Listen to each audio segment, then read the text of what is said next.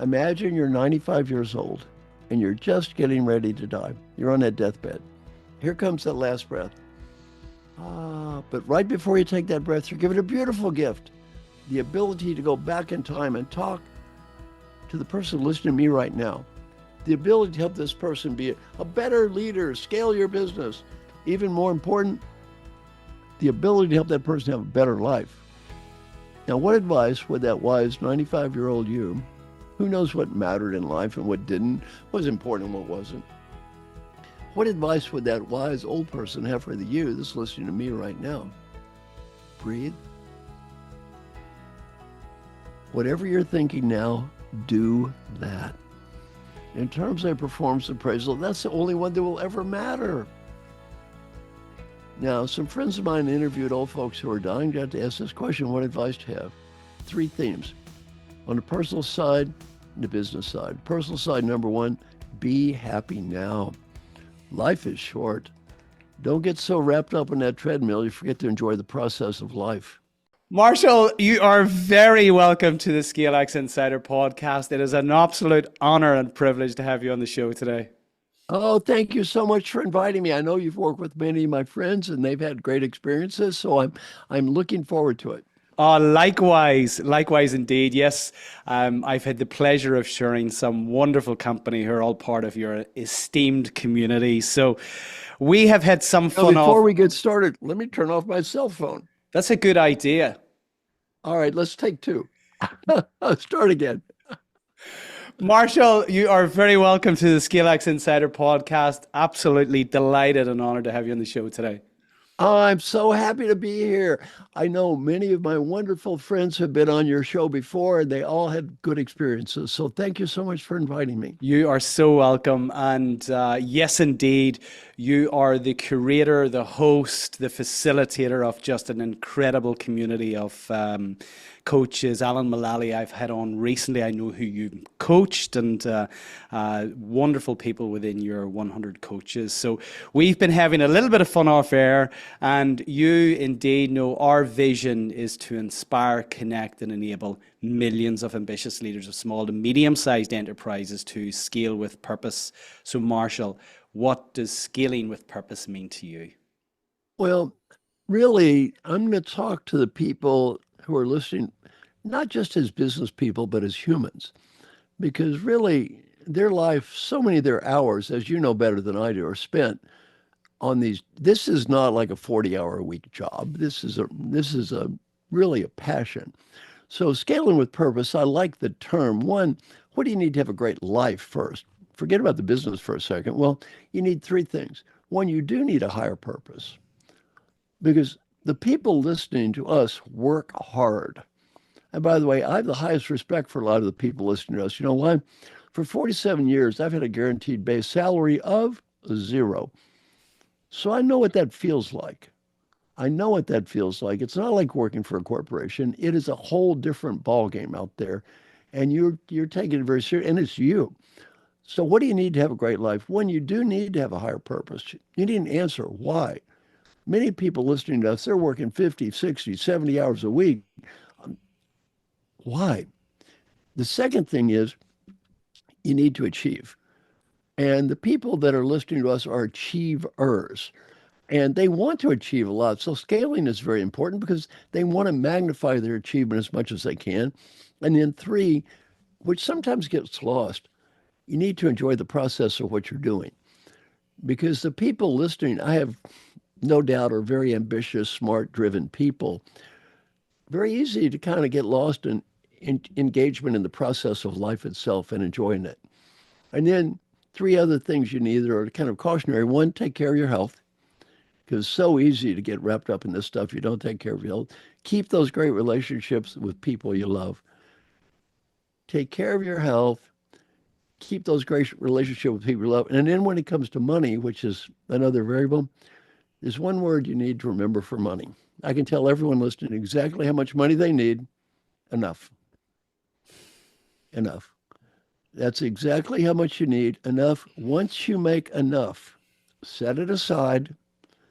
You're still going to work all the time anyway. I'm 76. I work all the time. But then money will not drive your life. You say, this is enough. You're still going to work and you're still going to make money and hopefully a lot of money. It's okay. It's a good thing. Yet your life will not be driven by money. Make So sense? profound. There's something I want to come to in your answer. You said for a great life and certainly a life worth working for, we must find a higher purpose. You've said to ask yourself the question, why? I suspect you've asked that question of many of your clients over the years. What is the follow-on question? What are some of the questions as one of the most prominent coaches in the world? How do we find our why? How do we find meaning in what we're doing? Well, I can't answer that for anyone. You have to find that in your heart. And it's pretty simple. Most of us never even think about it. Most people spend more time planning their vacations than planning their lives. So most of us don't even think about it. All I'm suggesting to people is, why are you doing this? Now, and again, maybe say, well, I'm doing it because I want to make money. That's fine. Why? Why do you want to make money? You see, there needs to be a reason why that is a driver behind what you're doing. Maybe I want to help my family. I cannot answer that question for any one person. Now, when you say the word meaning, it's very interesting because meaning can mean different things to different people. For example, let's say someone comes to the United States who is incredibly poor. And let's say you're a poor single mother and you have to work 2 minimum wage jobs doing, try to imagine, not glamorous work. You might say, well, that's not very meaningful. Well, maybe you're going to put your kid through school. Maybe you can help them have a better life. Maybe that work is phenomenally meaningful. So there's 2 ways to look at meaning. 1, meaning in what I'm doing itself. 2, the results of what I'm doing, the rewards of what I'm doing are meaningful to me. Both of those are important. What I'm hearing is that if we reflect on this, regardless of the work that we're doing, we can find meaning in that work. It reminds me of the old fable with Sir Christopher Wren when they were building St. Paul's Cathedral, and he's going along the line and he speaks to the first stonemason and asks, "What are you doing?" He says, I'm just breaking stones." He asked the second person, "What are you doing?" He says, "I'm building a wall." He asked the third stonemason, all doing exactly the same work. He says, "I'm doing the most wonderful work. I'm building a cathedral that is going to outlast me and my time on this planet, and I'm going to have had a hand in it." And they were all doing the same work. So that's what I heard in that, in the context. We can all find meaning regardless of the work. I quote often your incredible book, "What Got You Here Won't Get You There," as I find, certainly in the work that we do, and I'm guilty of this, and I have been guilty in this in the past, of believing that in order to scale the business, I needed to do more of the same. What do you feel, or what, given your experience, what are the most common leadership shifts required when a founder is scaling the business, when they've moved from startup to scaling? That one's pretty easy. I mean, basically, it's no longer about me. And that is hard. Easy to understand and hard to do. It is psychologically very, very difficult.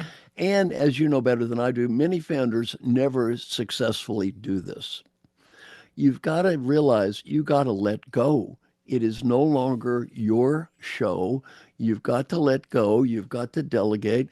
They may not do it, quote, as well as you could in some situations, but you've got to let it go.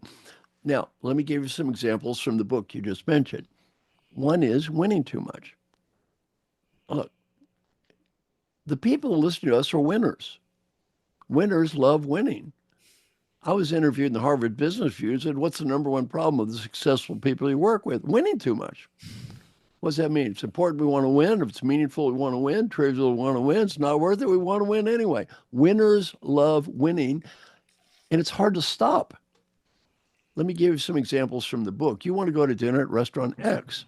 Your husband, wife, friend, or partner wants to go to Y. You have a heated argument. You go to Y. The food tastes like crap and the service is awful. Option A, critique the food. Point out our partner was wrong. This mistake could have been avoided if you listened to me. Option B, shut up. Eat the stupid food. Try to enjoy it and have a nice night. What would I do? What should I do? I would bet almost every one of our listeners, what would I do? Critique the food. What should I do? Shut up. Now, especially the people listening to this podcast, I'm going to give you a case study. Never do this. That first example of critiquing the food was stupid. This next example, and small business people are the worst, is more stupid. Are you ready? You have a hard day at work, a hard day. You come home, your husband, wife, friend, or partner is there, and the other person says, I had such a hard day today. I had such a tough day. And we reply, you had a hard day. You had a hard day. Do you have any idea what I had to put up with today? You think you had a hard day? We're so competitive. We have to prove we're more miserable than people we live with. I gave this example in my class at Dartmouth Tuck School. A young guy raised his hand and said, I did that last week. I said, what happened? He said, my wife looked at me and said, honey, you just think you've had a hard day. It is not over.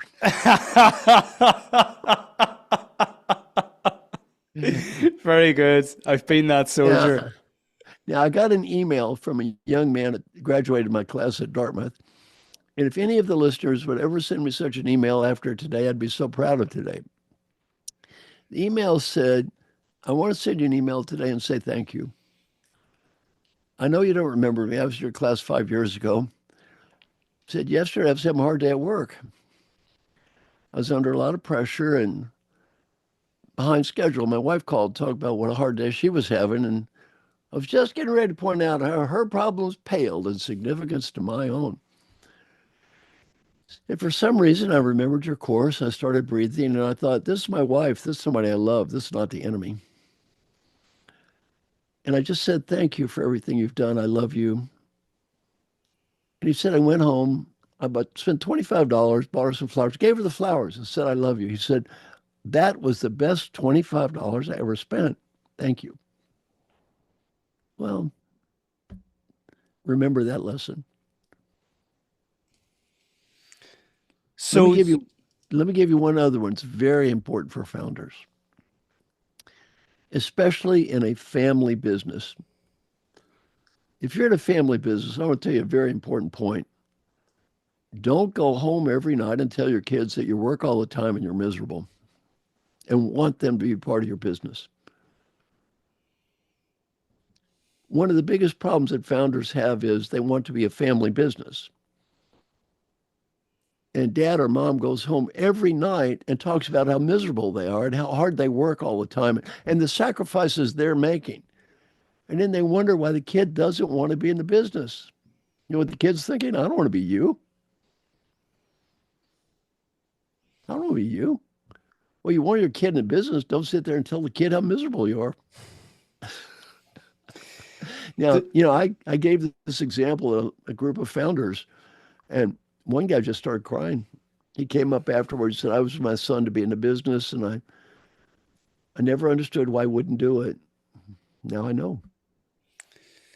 There's a number of things which come up in all of this. So one is our competitive innate desire to win, and in that respect, it's the winning, and it's that desire, it's that kind of egoic drive that has got us to here. And what I'm hearing is this requirement to have the psychological shift. You've talked about breathing. What I'm hearing is responding instead of reacting. What I'm also hearing is being very conscious about the behavior you're modeling. Can you speak to those, Marshall? I mean, practically how important is our breathing in the context of actually creating a gap or a pause to support awareness to undergird a response instead of a reaction. Can you get into some of the practical applications? Because intellectually, I suspect everyone listening to this will go, okay, yeah, look, I get that. That makes sense. It's about the other person. It's not about me. But I suspect that I'm guilty of this. Whenever the heat's on, which it often is in a scaling business, we default to habitual behaviors. We move into our fight or flight, which means All right. Now, the first thing I'm going to do is give you some personal coaching. Are you ready? Go for it. You've done this twice. I'm going to teach you never do this again. If you want to change your behavior, you don't say I am or I do. You say historically I did. Now, you've done this twice while we've been talking. You put yourself into a stereotypical box and then never do that. Because if you say that is just the way I am, guess what? It's hard to ever change. And by the way, if you do change, you're going to feel like a hypocrite or a phony. You know, that's not the real me. So if the way I am is I'm impatient, I do this, this is just me, you're just making it, number one, hard to change. And number two, if you do change, you're not going to feel good. Now, I want you to raise your hand and repeat after me. Ready? I do not have an incurable genetic defect. I do not have an incurable genetic defect. I can change. I can change. I am no longer going to negatively stereotype myself. I am no longer going to negatively stereotype myself. I feel better already. It's just all of this resonates so strongly. So let's come back to let me give you a specific case study. Back to your question. All right. Now, my friend Alan was on your call. I don't know if Alan told you the story, but he has a phenomenal discipline, very practical. One of the biggest problems for scaling is adding too much value. The leader adds too much value. What does that Alan mean? Mullally, we're speaking about here, the former head of Ford Motor Company, for those. Yeah, Alan, by the way, just in case you didn't see that, was probably the greatest corporate leader in the world the last 30 years. The stock goes from 101 to 1840, has a 97% approval rating for every employee in a union company. A good leader does not describe him. No, he's CEO of the year in the United States, greatest CEO in the world. I mean, he was not a good leader. He was a spectacular leader. Now, you met Alan. You think I'm exaggerating or not? No, not at all. Incredible human being. And so anyway, I learned so much from Alan. In theory, I was his coach. In practice, I learned 10 times from him what he learned from me. Well, look, Alan has a discipline, very practical, adding too much value. I'm young, smart. You want to scale the company. I'm young, smart, enthusiastic. You're my boss to come to you with an idea. You think it's a great idea. Rather than saying great idea, Mr. Founder, your natural instinct is to say, oh, that's a nice idea. Why don't you add this to it?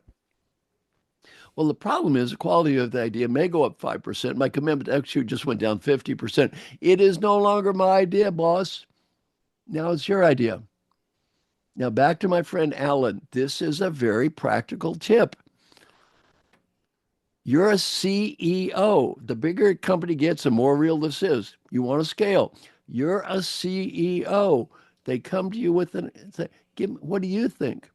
Before you give them a suggestion, ask one question.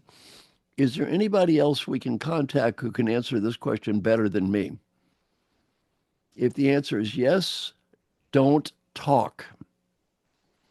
See, Alan Mullally, a great discipline. Is there anybody else who can answer this better than me? He's the CEO. If Alan says, have you thought of this? You know what they're going to do? I have now, sir. Thank you, sir. They'll go do it. And he'll say, the CEO told me to tell you this. Don't do that. Breathe. Breathe. Is there anybody who can answer this? But if there is, don't talk.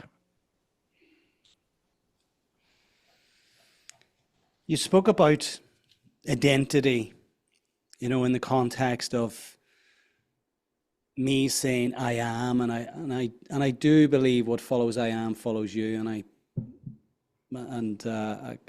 should have been more aware of I'm that. lost. What did you just say? I didn't understand what you just said. What follows I am follows you. That's right. So in the context of identity and identity shifting, what else practically can we do in the moment, in the heat of battle, when we're so habituated, and the success, if we founded this company, we've got it to here, is staring at us in the context of what we've already done, and we don't know what we don't know. What is it that you feel is required for people to stop and change if they haven't kind of hit a place of desperation that has triggered some change? Well, the first thing is that most of these people haven't had any management training at all. Many have had zero training. So don't beat yourself up for not being a great manager. You've never been trained how to do it, right? It's okay. Second, I'm going to give you a couple of very simple tools. Are we ready? And by the way, did Alan Mulally say anything complicated? I doubt it. No. In that book, did you read anything complicated? No. He had a massive behavior change at Ford. He didn't do anything that was not in that book, right? Nothing. Well, is any of that complicated? No. It's simple. Simple is not easy. If it were easy, other companies would do it. Now, one simple technique. You want to be a great delegator. Are we ready? A big part of scaling is delegation, empowering others. Do you agree? Absolutely, 100%. I'm now getting you techniques going to make you a more effective delegator. As a CEO, founder, have the discipline to have a one-on-one dialogue with each of your direct reports about once every 2 or 3 months. And the dialogue sounds like this. You know, I want to have a regular dialogue with you to make sure that we have alignment. They were all on the same team here. I'm going to start with 6 questions. Question number 1, where are we going as an organization? And you say, here's what I think. Then you say, what do you think? Then question 2, where are you going? Here's what I think. What do you think? You want alignment 2 ways. Big picture, small picture, you and them. Number 3, doing well. Here's what I think you're doing great. What do you think you're doing well? Ask them, what are you proud of? Very few CEOs ask this question. What are you proud of? What do you think you're doing well? A lot of times we don't recognize people not because of maliciousness, but because of ignorance. We don't realize the sacrifice they're making. Well, ask. And then number 4, how can I help as a CEO? Now, one thing I teach is feed forward, which is different than feedback.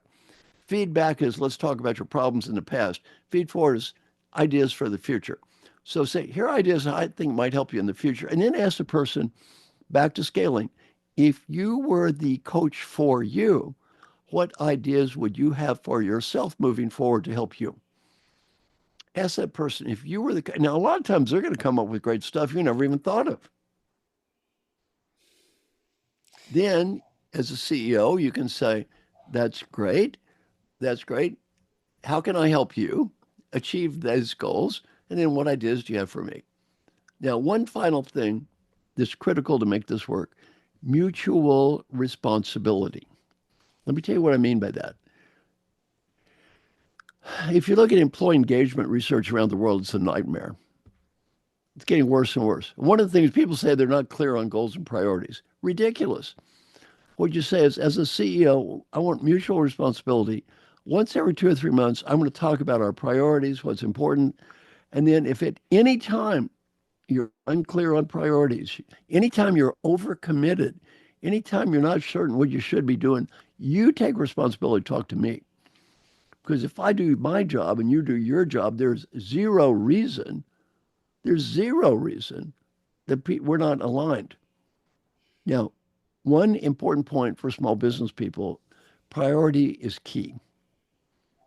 Now, unlike a major corporation, priority shifts more rapidly in a small business, a medium-sized business. What you need to say to people is this, look, here are the priorities that I see today. I'm not making some promise these are going to be priorities a year from today or 6 months from today or next week. Here are today's priorities as I see it. Here's our long-term priorities, short-term priorities now. Things change. And when they change, I'm going to tell you, we got to do this now sometimes. It's okay. I want you to then to say to me, all right, here are the 5 priorities I have. which one gets moved down? Because if the CEO says, well, everything is priority, you might as well say nothing is a priority. One of the great people I worked with was former head of the United States Drug Administration, DEA, and, Ann Milgram. And she, always getting, as you can imagine, important priority changes. I mean, the President of the United States will call. Well, the President calls, you can't just sit and say, well, I'm sorry, sir, I'm busy. This is the President of the United States. So her staff would sometimes feel kind of, what's important here? She learned this discipline. When that happens, you call them in, say, all right, what are the priorities? Which ones are going to move down? Because you can't just sit there and say, now this is the most important thing in the world and forget everything else. On the other hand, you can sit there and say, this is the most important thing in the world and everything else is going to get done. No, some's going to go. There's only so many hours in a day and they're not going to do everything. The other key is in a small business, overcommitment. People constantly feel overcommitted. It's okay. When you feel overcommitted, you just come and talk to me as the CEO. We're going to go through priorities. If people are overcommitted, something's going to go. Someone's going to get second tier. The point is, what gets dropped? Well, you want to make sure what gets dropped is the least important thing, not the most important thing. And if you're not clear, what gets dropped may be the most important thing. Do these suggestions make sense to you? 100%. And there's a lot of value so far. We're 30 minutes into this conversation. There's so much value. I just want to recap on what I've heard. So I think there's an overarching theme here of the importance of the leader unlearning, becoming aware first and foremost of behaviors that no longer serve them in the context of scaling, and recognizing that they may need to unlearn certain behaviors, traits, characteristics, which has actually served them in the context of getting the success to date. So the first thing is acknowledging when someone brings something to them and not kicking in with the competitive traits of wanting to best that person, to prove themselves right, to kind of overly add value and kind of neutralize essentially what has been brought to them. Modeling behavior is so critical, and be really careful of what you say, what you do, because ultimately that's going to influence the environment that you're actually shaping. The ability to actually create space and hold space for your team, meeting with them regularly, being really clear about where we're going in terms of the big picture and what that looks like nearer term in the context of priorities.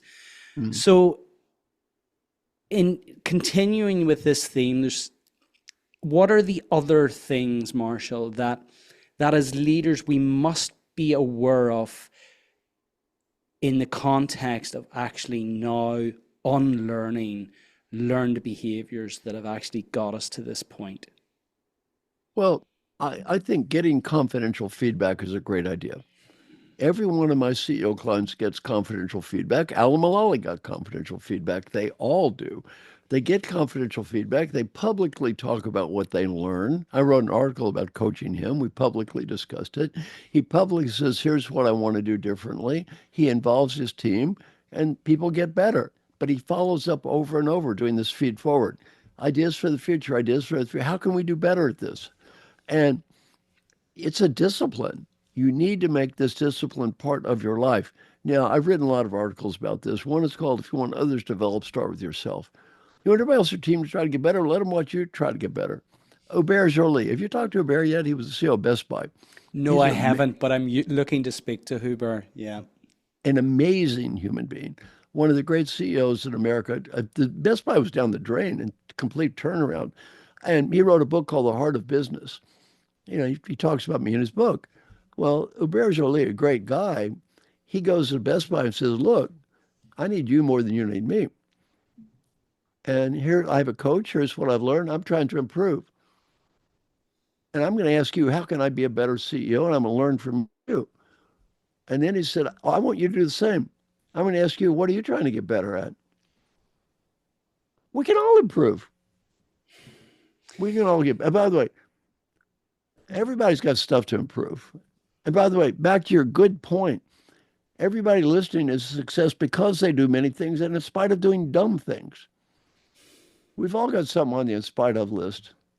And one thing I teach people, if you think you have nothing on your behavioral in spite of list, pick humility. You think you got nothing to improve, you try humility. I think that you just answered your own problem there. Would you repeat the name of that article again, Marshall? And if our listeners Help would others like this, develop, start with yourself. yeah, if you want others Yeah. to develop, start with yourself. Could we send a copy of this? Is this available? Yeah, send me an email. I'll send you some copies of articles. Brilliant. I've got another one that I think would be really good for this group. It just got published in CEO Magazine or Chief Executive Magazine. That is, leading a well-balanced life does not mean leading a well-balanced day or year. So you're a founder. One of the best feedback to me that I received in the last year was from a founder of a company that's dramatically successful and expanding, getting ready to do an IPO. He was feeling guilty. He was just beating himself up saying, well, I'm not spending enough time with my family. I'm not working out enough. Why aren't I doing this? Blah, blah, blah. I said, look, you can't do everything at once. You got a chance to make it big. He's probably going to be worth multiple hundreds of millions of dollars here. Showtime. Now, your family, you tell them the truth. I'm not going to spend as much time with my family. I'm not going to work out as much as I did. Why? This is hard. I got to get this ball over the line. And this is a once in a lifetime unique opportunity. I got to make it happen. Well, he found that feedback so helpful. And he said, I'm not doing enough nonprofit work. I said, look, you make a few $100 million, give a few $1 million. They don't care they don't want you showing up anyway. They hate rich people showing up in nonprofits trying to proposing and all that crap. Send them the money. They have professionals that do that work better than you. He found that feedback so helpful. He said it was so freeing to him. You're right. I got to bust it here. Oh, another founder. I just was working with another founder, a young guy. He's a friend of a friend. He didn't pay me. I was just working with him. He said, well, I'm a founder, blah, blah. But, one thing I'm having trouble with is running marathons. I mean, I like running marathons. I said, you idiot. You're serious or not serious? You're a young guy. You're starting a business, running marathons. Grow up. You're not a runner. You got to bust your butt here. You don't want to bust your butt. Don't bust your butt, but don't whine because you're not successful. We're running marathons. What a bunch of crap, right? Get over it.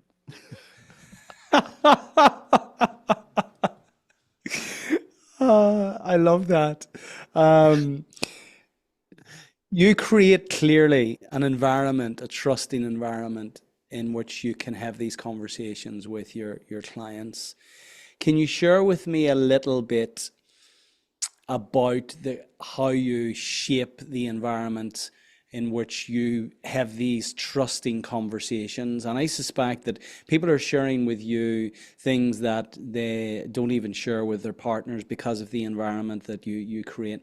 What can we learn from the way you create the environment in which you build this trust with clients, so that we can kind of take this and support our listeners with mapping this to how they create a trusting environment and shape the environment which is conducive to scaling in their business? People just need to get one message from you. You can look them in the eye and say, I, as a human being, want you as a human being, forgetting all this other crap, including business, to have a little better life.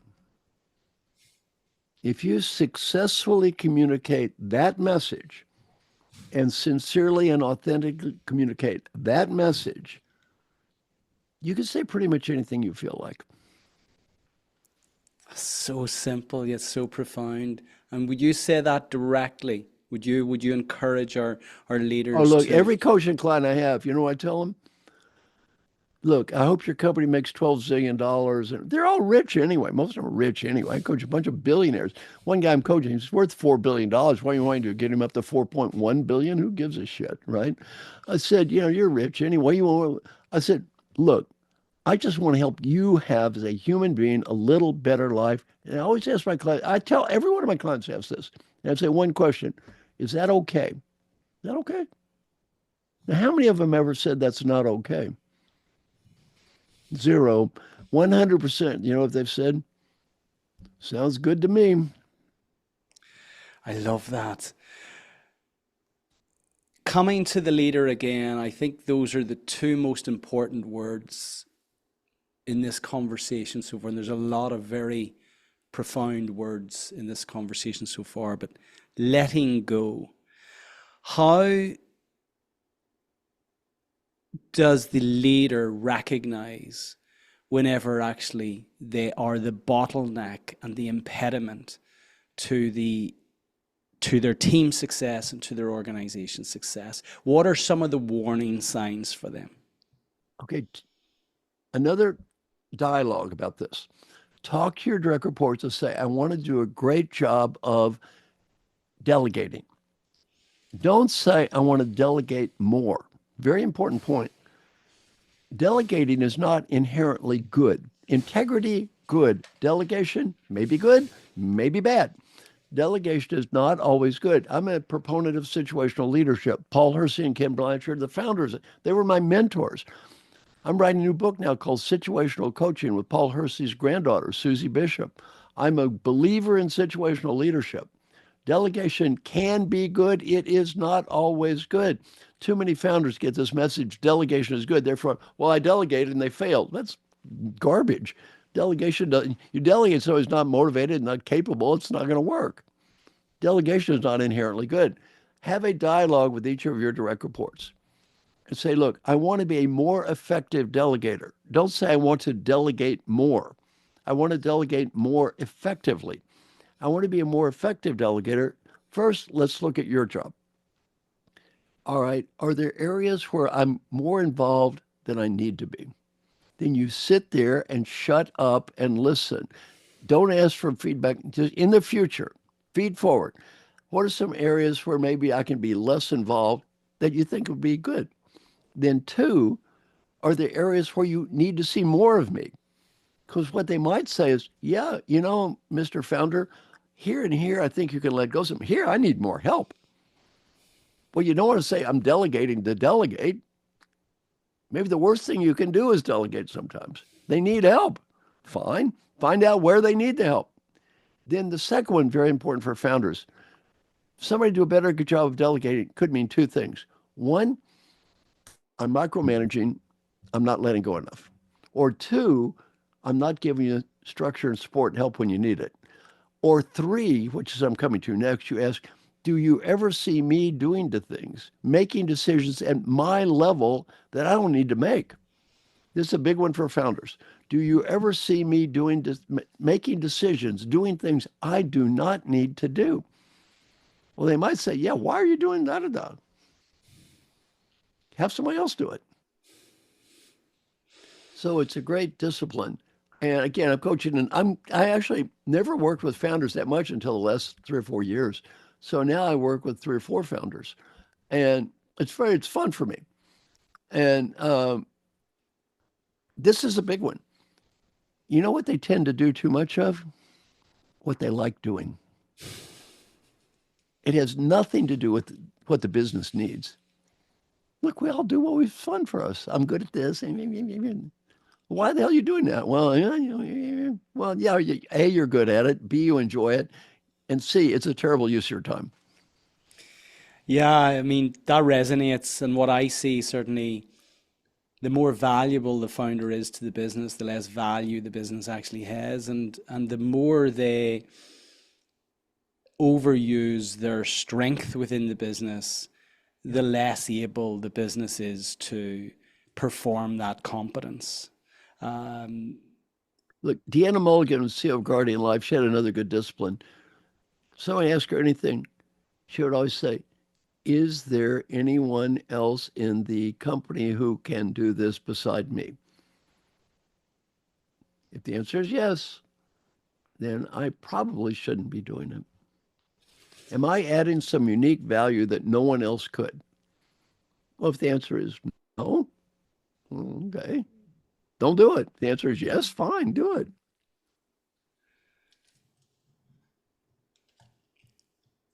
Those are such wonderful questions for leaders who have been so habituated with telling people what to do. What should they do after they've listened to this podcast? What's one practical thing that they can do? Okay, stop. Ready? Breathe. You're the leader. Breathe.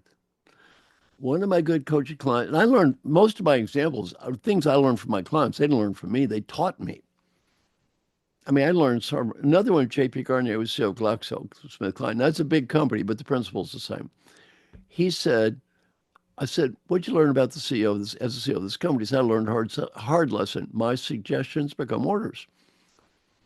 My suggestion. Now, if they're smart, they're orders. And they're dumb, they're orders. I want them to be orders. If I don't, they're orders anyway. My suggestions are orders. For 9 years, I trained animals in the U.S. Navy. What's the first thing I teach the new animals? You get that star? Your suggestions are, or animals don't make suggestions. Admiral says, have you thought of this? You know what the answer is? Aye, aye, sir. That suggests an order. Now, I asked JP, what'd you learn from me? He said, you taught me one lesson and helped me be a better CEO and have a happier life. Everyone listening, you're asking me for specific things. I'm going to give him one tiny little specific thing that takes almost no time. I said, what'd you learn from me that helps you? He said, you taught me one lesson at work and home. Before I speak, breathe and ask myself one question.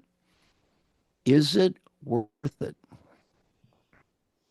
Not just, am I right? Is it worth it? And he said, as the CEO of GlaxoSmithKline, 50% of the time, if I had the discipline to ask, is it worth it? What did I decide? Am I right? Maybe. Is it worth it? No. Now, let's talk about work and home. At work, some gradations on that question. Breathe.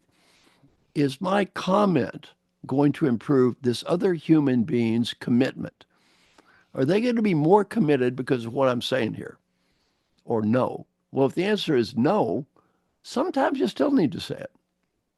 JP did not say he never added value. What did he say? Half the time he didn't do it. Sometimes you need to do it. It's okay. At least ask, though. If my comment is making them less, not more committed, is there a reason I'm saying this? Now, at home, very important, breathe. Is my comment going to improve the relationship with the person I love? If the answer is no, why the hell am I saying it? Now, at work, as JP said, if you have to ask about half the time, it's not worth it. At home, if you have to ask, it is almost never worth it. So powerful. Your ability to ask wonderful questions is so powerful, and I can understand why clients engage you often with six-figure sums for you to support them in both scaling themselves in aid of scaling their teams and their organizations. I know you're passionate about artificial intelligence, and how do you think glad you're asking this. how do you think AI is going to change the world of coaching? I ask why, because I've had the benefit of being coached by you, Marshall, for a little while now, because I've created a virtual board of advisors on ChatGPT, and you're one of them, my friend. So thank you. What I sense that, well, not sense, it's going to disrupt the entire coaching on industry. AI. Let's save some time. This train has left the station. Yeah. So whining about, I don't know if I like AI. You couldn't shut up, grow up. Everyone listening, your ability to impact this train leaving the station is absolutely zero. Are there going to be problems? Of course there are. Are you going to do one damn thing about it? No, you're busy. Get a life. Wah, wah, wah. Grow up. This train has left the station. Now, my own AI, I love it. So I want everybody right now listening to do one thing. Go to Marshall Goldsmith, my name, .ai. Just go to marshallgoldsmith.ai and you're going to see my own personal AI. It's free, by the way. I'm giving this away for people, just all free. And you can ask any question you want to, and it will give you answers. Yeah, and I'll just do a little demo here. And by the way, this is mind-blowing. I've got it. I love this. Brilliant. Brilliant. Okay. Now, you don't need me. By the way, this isn't as good as me. It's better than me. Now, the only thing it doesn't do, it doesn't make you raise your hand and say, I don't have a genetic defect. It does not do that. But in general, it's just better than I am. Okay, ready? I am a founder. I want to delegate more effectively. What are your ideas for me? That's one thing we've been talking about, right? I'm a founder. I want to delegate more effectively. What ideas do you have for me?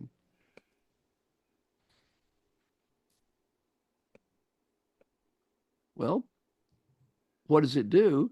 It starts immediately coming up with ideas. For example, let me just go backwards here. More involved. Wait a minute. Yeah. In fact, what's a good question for your people listening to me? That one's kind of a long answer. What's a good question you might have for me? Anything about behavioral change? Yeah, as a founder who wants to scale their business, what should I let go of now? Oh.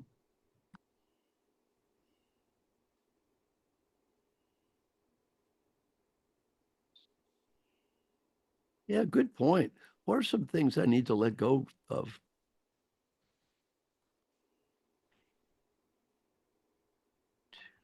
Very good question. Yeah, what do you want to let go of? What do you need to stop doing? We've already talked about a bunch, but let's see an interesting question. What do I need to let go of?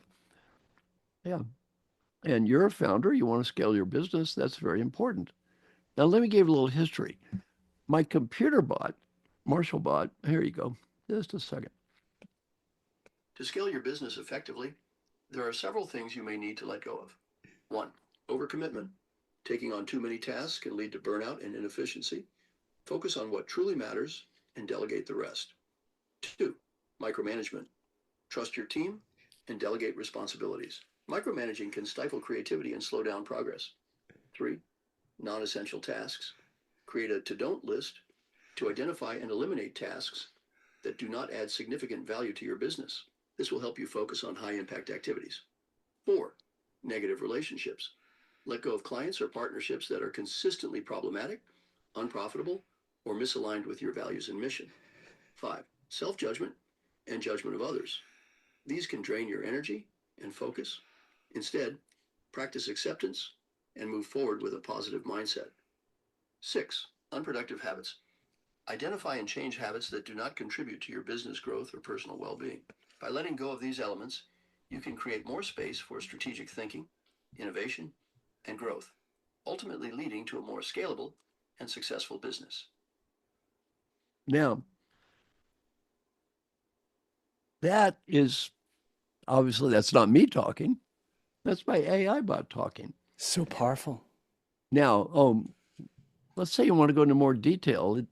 For example, use the term non-essential tasks. Well, how about elaborating on what do you mean by non-essential tasks? In the context of effective delegation and scaling a business, non-essential tasks are those activities that do not significantly contribute to the strategic goals or overall success of the business. These tasks can often be delegated to others, allowing you to focus on higher impact activities. Here are some examples of non-essential tasks. 1, routine administrative work. Tasks such as scheduling meetings, managing emails, and filing documents can often be handled by administrative staff or automated systems. 2, it goes on and on and on. So powerful, Marshall. Anyway, it goes on and on. Why? I ask, ultimately, you have built an entire career from people engaging directly with you. Yeah. Why now create the Marshall bot and essentially mitigate people's need to come to you?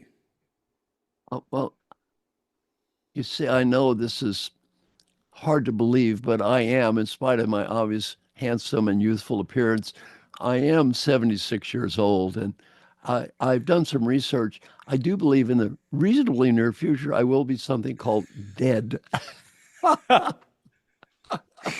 Yes, I suspect we're So, all going that way. the other thing is back to money. I have enough. I have enough. There is no material possession in the world that will make one iota of difference to my life. My kids, I believe in them enough. I have no desire to make them zillionaires. My kids are getting enough. My grandkids are getting enough. I have enough. I don't want another house. I don't want another car. I don't want another neighborhood. By the way, I'm going to impress everybody. Ready? All you listeners, you're going to impress your kids. I live in Nashville. Who are my neighbors?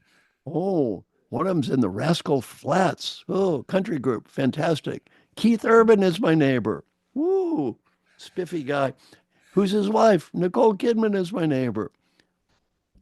Who's moving in? Reese Witherspoon is moving next door to her. Who lives across the street? Who owns the house across? Taylor Swift. I don't need a better neighborhood. I don't need any more money. I like my little car. My car is fine. My wife is fine. My kids are fine. My grandkids are fine. I want to just help as many people as I can have a little better life. That's why I'm doing this. Is that okay? Anybody got any objection? Everybody it's free. Now, when I say it's free, this is really free. It's not like some bullshit trick, right? Oh, it's free, but if you pay $100, you get to go to the special club at $1,000. No, it's free. There's no trick to it. It's all free. Well, we're going. Everybody listening, do me a favor. Go to marshallgoldsmith.ai. All you got to put is your email somewhere along the line, and it's free. Do me a favor and just try it and ask it questions. We're going to put a link to that in the show notes as well, Marshall, together with a number of your wonderful articles, which you have generously suggested you're going to provide as well. You're a very wise man. As we come to our close. Now wait a minute. Just in case I ask it another question. How can I be happier? Well, let's see what it says. Oh, this will be interesting. De la discipline et du détachement par rapport au résultat de ce que vous faites.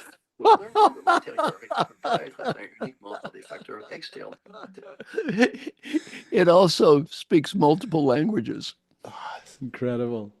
That is incredible. Right. Now, when we wrap up, all right, I like this. Let me finish with my best advice. Let me prompt you, because I pose this question to all of my guests, and I would like to harvest the 76 years of very youthful looking wisdom. Could you share with our audience 3 timeless takeaways? I'm perfect. Are we ready? These takeaways, though, are going to come not from me. They're going to come from inside of the audience, from you. I can't tell you what you need to have a great life. You got to figure it out yourself. 3 ways. Ready for 3. First, everybody listening, breathe. Breathing, breathing, breathing. Smile. Do your hand like this. Hand. Let go of all those worries, problems, whatever. Okay, 3 things. Imagine you're 95 years old and you're just getting ready to die. You're on that deathbed. Here comes that last breath. But right before you take that breath, you're given a beautiful gift, the ability to go back in time and talk to the person listening to me right now, the ability to help this person be a better leader, scale your business. Even more important, the ability to help that person have a better life. Now, what advice would that wise 95-year-old you, who knows what mattered in life and what didn't, what was important and what wasn't, What advice would that wise old person have for the you that's listening to me right now? Breathe.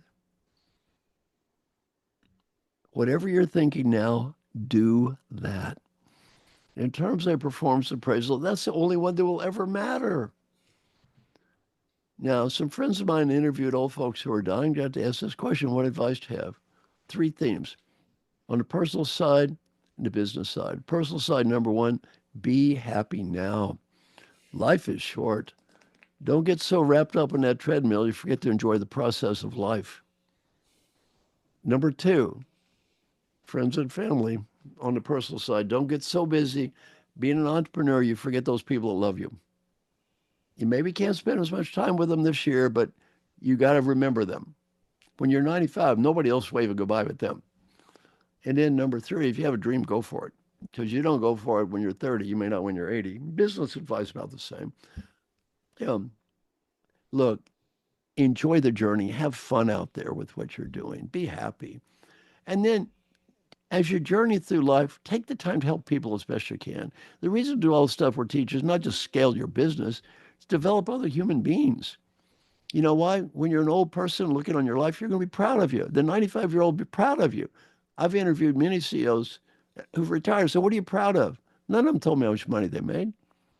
All they were talking about is the people they helped. That's all that matters to them. So it's not trivial.